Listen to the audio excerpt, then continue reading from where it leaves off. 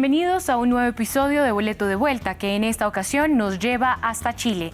Visitamos el país 50 años después de la dictadura de Augusto Pinochet, un periodo oscuro en la historia que todavía deja a miles de víctimas sin justicia ni reparación, un tema que divide a la sociedad chilena. El 11 de septiembre marcó el inicio del golpe de Estado desde 1973 hasta 1990. Pinochet lideró el golpe de Estado al gobierno de Salvador Allende en un momento en que el país estaba sumido en una crisis económica que incluía la escasez de alimentos y una inflación galopante que alcanzaba una tasa anual del 600%. Durante su régimen militar, el general lideró un gobierno autoritario marcado por violaciones de derechos humanos, represión política y el cierre de instituciones democráticas. Más de 3.000 personas fueron torturadas, asesinadas o desaparecidas y la democracia fue suprimida. Además, hay alrededor de 1.300 casos penales activos por vulneración a derechos fundamentales. Asimismo, más de 200.000 personas fueron obligadas al exilio. Augusto Pinochet renunció después de que una mayoría de chilenos votara en contra del gobierno militar en 1988, pero no desapareció. Se convirtió en jefe del ejército hasta una década más tarde y luego en senador. Renunció en 2002 y murió 4 años después sin ser condenado por los tribunales chilenos, aunque fue detenido durante 17 meses en Londres por orden de un juez español. Algunos chilenos creen que Pinochet modernizó el país y ven su legado de manera positiva. Otros reconocen los horrores de su gobierno y la dictadura sigue siendo un tema controvertido y divisorio hasta el día de hoy. Esta es la historia.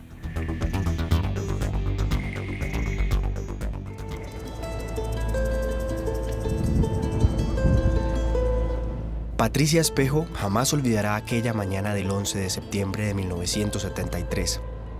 En aquel entonces, secretaria privada del presidente, Patricia recibe la alerta de un golpe militar a las 7 de la mañana. Inmediatamente se dirige al Palacio de la Moneda. Llegamos nosotros con la Tati logró entrar, yo soy detenida, ya tenían una tanqueta ahí, un camión de carabineros. Ahí detienen a unos muchachos del GAP que fueron fusilados después. Aquella mañana, en cuestión de horas, el ejército dirigido por el general Pinochet toma posesión del Palacio Presidencial. Salvador Allende le pide a su familia que evacúe y decide quedarse solo en su despacho. Y ahí ya no sabíamos todos que esto no tenía ninguna solución. Yo hasta el final no creí que iba a haber un bombardeo de ese nivel. Acorralado, el presidente se niega a rendirse y se quita la vida. Aquí estamos frente a la puerta de Morandé 80, que era la puerta donde entraba generalmente el presidente y donde fue la última vez que salió ya fallecido después del suicidio. Y esta puerta fue cerrada durante el gobierno del señor Pinochet porque es un símbolo de la democracia. Todos los presidentes han entrado por esta zona.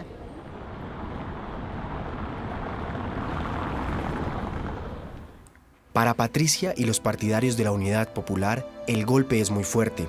El movimiento de izquierda, que reunía a comunistas y socialistas, dirigido por Allende desde hacía 3 años, soñaba con cambiar la sociedad chilena.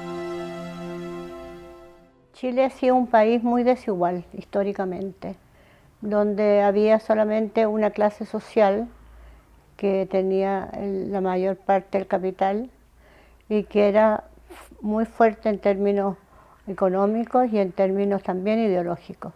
El gobierno de la Unidad Popular vino a presentarle al pueblo una oportunidad de dignidad y de ser considerados como seres humanos. Desde los primeros días de la dictadura se lleva a cabo una fuerte represión.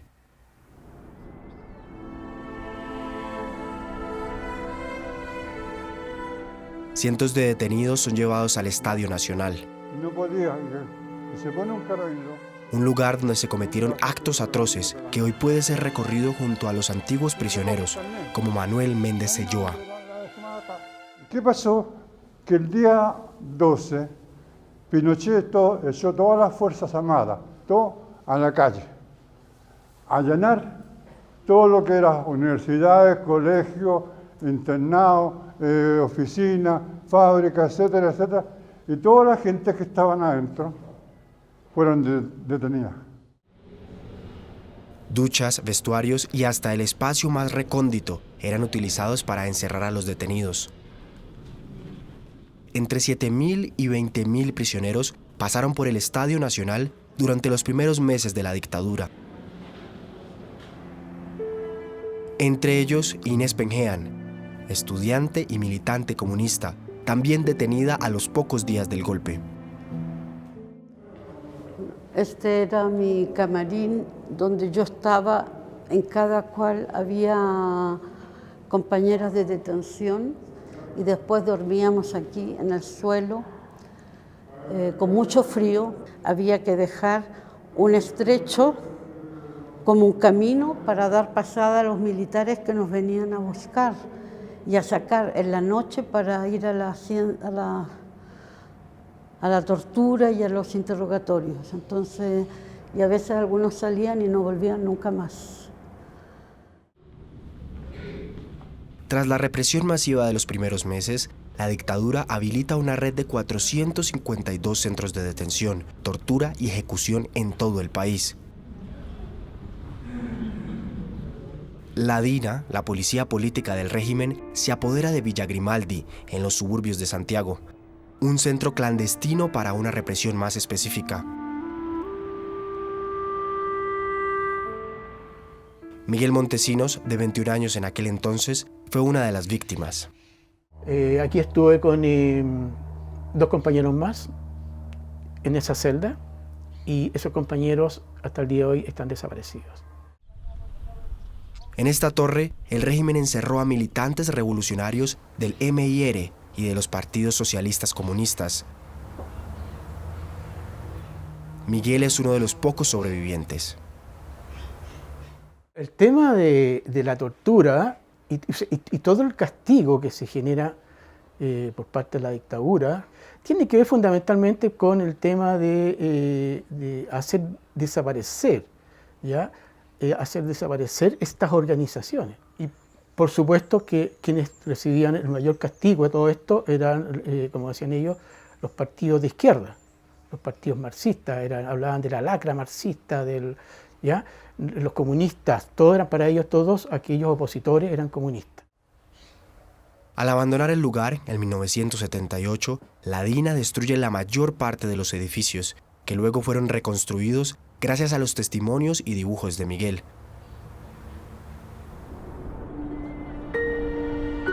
Durante los 17 años de dictadura, casi 200.000 chilenos se vieron obligados a exiliarse.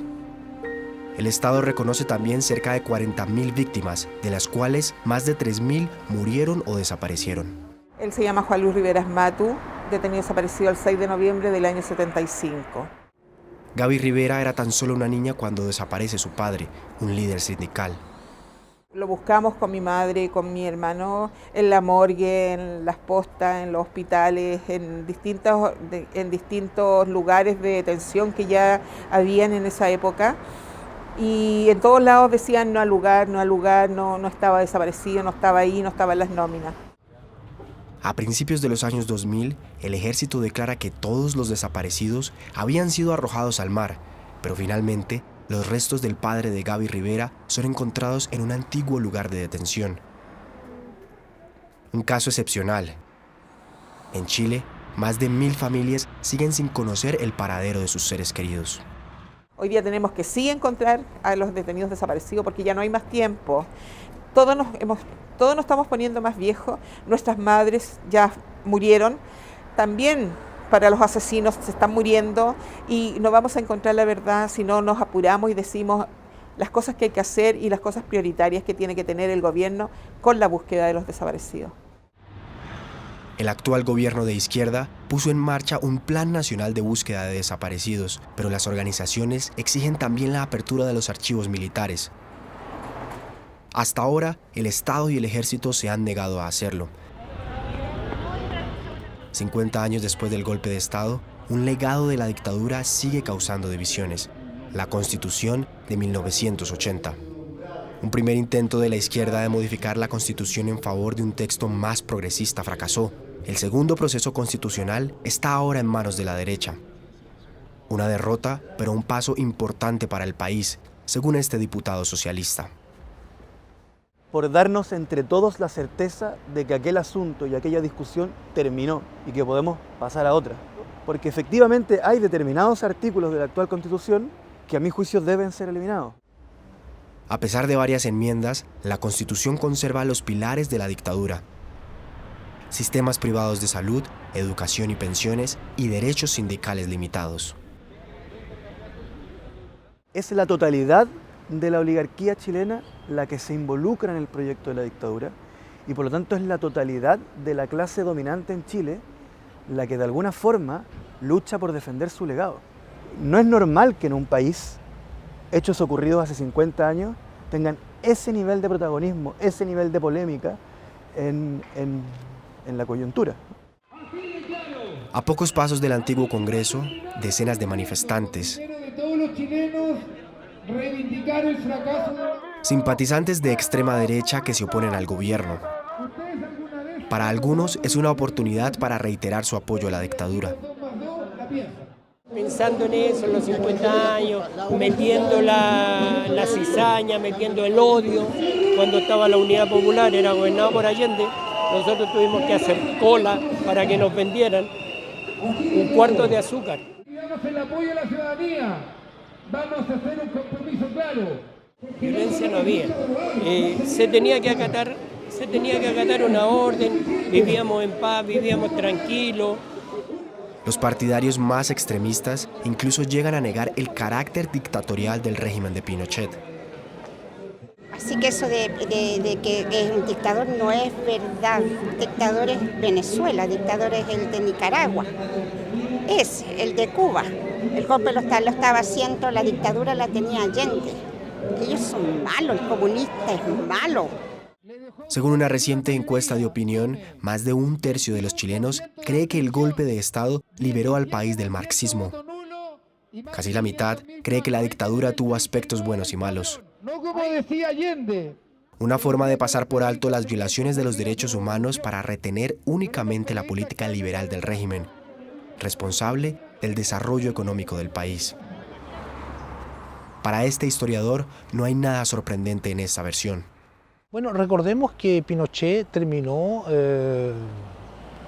su estadía en el poder con más del 40% del apoyo ciudadano. Y el voto duro de la derecha, de la extrema, de la derecha más dura, que se identificó en su momento con el pinochetismo, que después cayó, pero que en el fondo siempre ha seguido siendo pinochetista, nunca ha bajado del 35%. Esas opiniones que estaban aplacadas, escondidas, que la gente no se atrevía a manifestar, hoy día, en el contexto reaccionario, retardatario, reactivo actual, emergen con mayor facilidad. Pero en todo caso, la mayoría de la población sigue considerando que Pinochet fue una dictadura y que hubo atropellos masivos, sistemáticos, como política de Estado a los derechos humanos.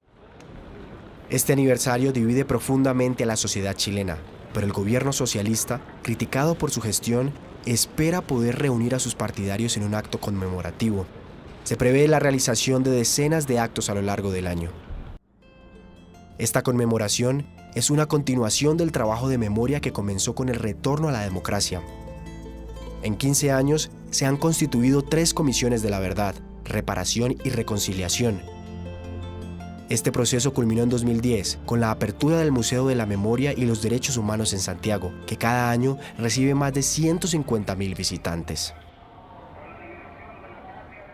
Esa fecha, el 11 de septiembre del 73, marca un antes y un después en la historia de Chile, porque si bien hubo otros capítulos en el siglo XX en el cual los militares intervinieron en política, nunca había ocurrido un golpe de Estado de esta magnitud. Esto está premeditado desde el gobierno central, con responsabilidad evidentemente de la Junta Militar y de Pinochet a su cabeza, para que finalmente a cualquier persona que fuera considerada enemigo interno se le sacara del país, se le torturara y o se le asesinara. Hace un tiempo yo decía, pero igual pasó hace rato el tema de la dictadura y que no hubo un revuelo tan importante en Chile, pero no tenía conciencia total de lo que había pasado realmente y cómo habían sucedido realmente las cosas. En mi caso igual como que igual se habla del tema, pero igual genera como conflicto, sí. ¿Por ejemplo? Porque todos tenemos distintas opiniones sobre el tema y cada uno como que lo vincula como igual a su mismo yo, entonces igual genera como conflicto. Una batalla por la memoria que sigue viva en un país donde muchos civiles colaboraron con el régimen militar. Para las organizaciones aún no se ha hecho justicia. De los más de 700 soldados y civiles condenados, menos de un centenar han cumplido sus penas. El general Pinochet fue detenido en Londres en 1998 para ser juzgado en España, pero murió en Chile 8 años después, sin jamás haber sido juzgado.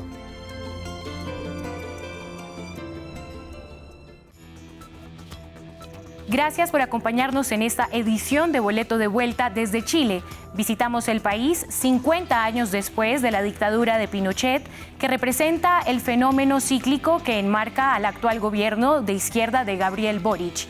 Ante una crisis como el aumento de la delincuencia o el estallido social de 2019 en Chile y el rechazo al texto propuesto para una nueva constitución. Recuerde que puede ingresar a nuestra página web france24.com para ver esta emisión y las anteriores. Hasta la próxima.